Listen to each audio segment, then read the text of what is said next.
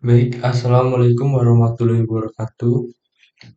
Izin memperkenalkan diri, nama saya Trio Septiadika, NPM 2257051012 dari kelas D.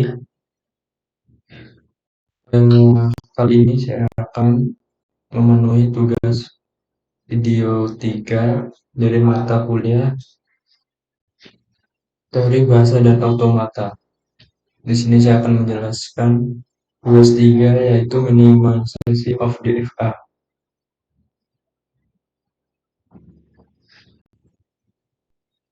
Minimalisasi DFI adalah proses mengurangi jumlah keadaan stage dalam sebuah DFA tanpa mengubah bahasa yang diterimanya. Tujuan utama untuk minimalisasi DFA adalah untuk menghasilkan DFA yang lebih sederhana dengan jumlah keadaan yang lebih sedikit, yang dapat meningkatkan efisiensi dalam pemrosesan dan pengenalan bahasa. Di sini ada example 1. Di sini ada 5 stage dengan state awal A dan state akhir di E. Di sini ada tabel transisi dengan inputan 0 dan 1. Di sini saya akan menjelaskan sebelumnya saya akan menjelaskan ini kenapa yang E tidak masuk ke himpunan yang ini, karena A, B, C, dan D ini state yang tidak memiliki final state, sedangkan E memiliki final state, jadi E dipisah. Di sini ada A sebagai state awal dan E sebagai final state pada bagian tabel transisinya. Di sini untuk mencari ekuivalen 1, kita dapat mencarinya yaitu A dengan inputan 0 itu menunjukkan ke B, dan B pada inputan 0 itu menunjukkan B. Pada situasi ini, jika ABC menunjukkan situasi yang sama, ini disebut dengan equivalence. Kenapa D tidak masuk ke bagian ini ABC dan ABC? Karena D ini menunjukkan situasi yang tidak sama antara lain. Dapat kita lihat D dengan outputan 0 itu menunjukkan B, dengan inputan 1 D itu menunjukkan E. Inilah yang dinamakan ketidakekuivalensian. Yang selanjutnya dua ekuivalensi. Kita dapat membuktikannya dengan tabel transisi, yaitu A. Kita dapat lihat A0 itu menunjukkan B, dan C kita lihat dengan angka 0 itu juga menunjukkan B, mana yang menunjukkan ke ekuivalensian, dan seterusnya. Ini juga tidak masuk ke dalam himpunan karena B, D, dan E ini tidak ekuivalen. Dan untuk yang 3 ekuivalen ini kita dapat membuktikannya seperti tadi dengan menggunakan tabel transisi. Dan setelah dapat semua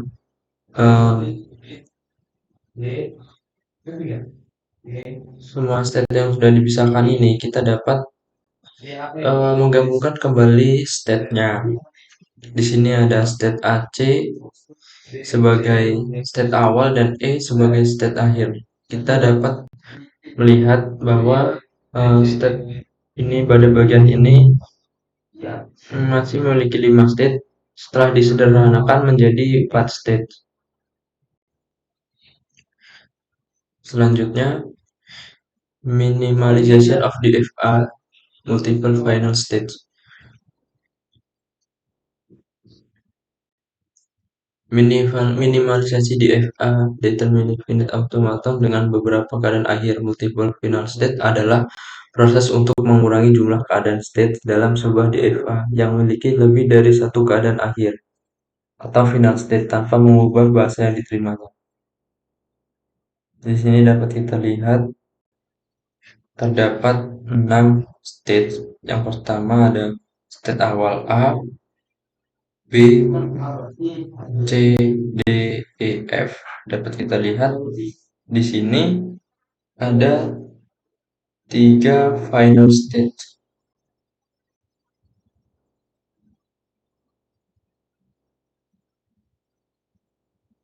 Lanjut, minimalisasi of data DFA when there three are unscrapable states.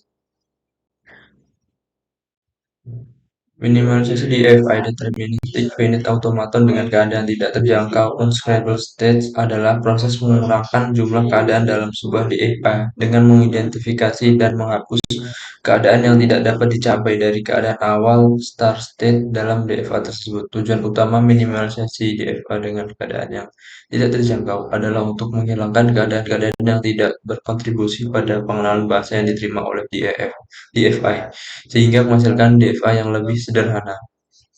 Di sini kita untuk menyelesaikannya yaitu dapat kita lihat di sini ada state A, B, C, D, E, F, G, dan sebagai state awal itu state A, dan di sini ada state akhirnya E, C, dan G.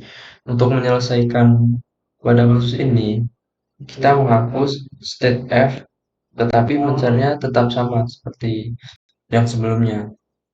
Dapat kita lihat, ini kita hapus, dan untuk mencetnya sama dengan menggunakan tabel transisi,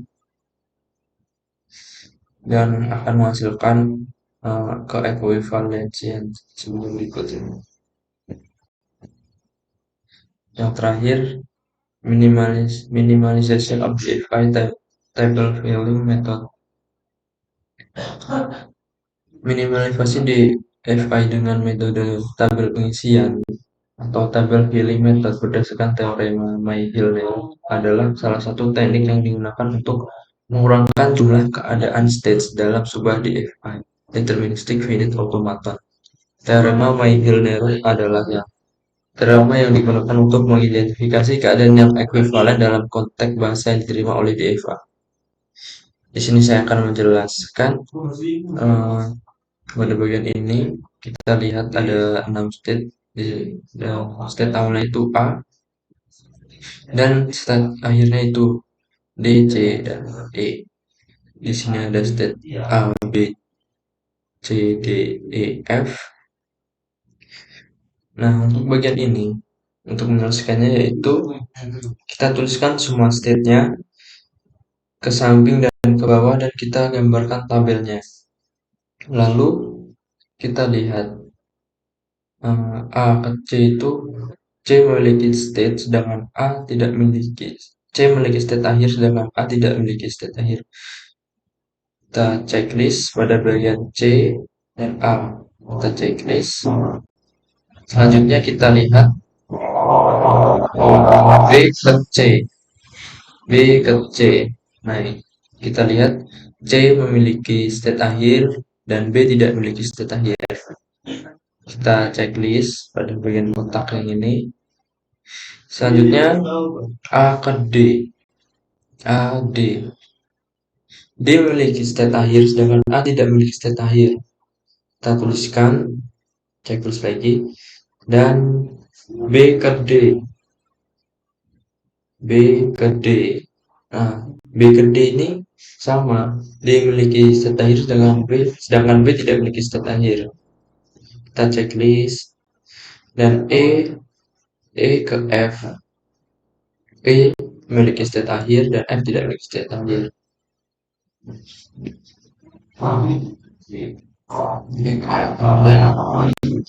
Selanjutnya B ke E. B ke E. Nah, E memiliki state akhir dan B tidak memiliki state akhir. Yang F, yang ini C ke F.